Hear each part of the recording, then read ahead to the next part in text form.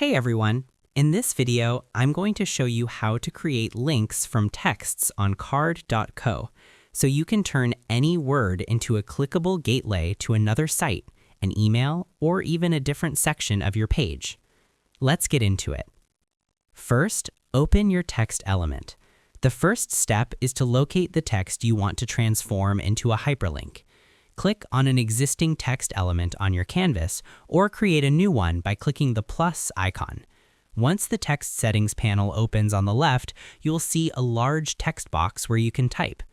Unlike other builders, Card uses a simple markdown style to create links inside a paragraph rather than a pop-up menu.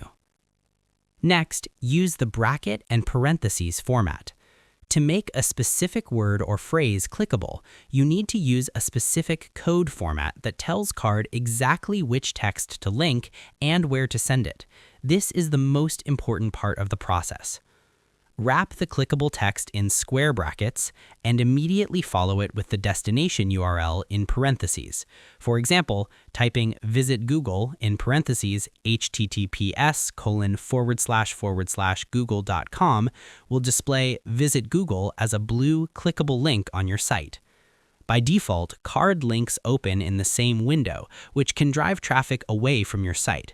To force a link to open in a new tab, add 2 vertical bars and the word blank at the very end of the URL inside the parentheses, like this, parentheses https://google.com/bar/blank parentheses.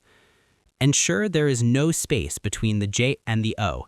If you write link in brackets, space, URL in parentheses, Card will just display the brackets and parentheses as plain text instead of creating a working link. And that's pretty much it. To create text links in 2024, use the text in brackets, URL in parentheses markdown format inside any text element.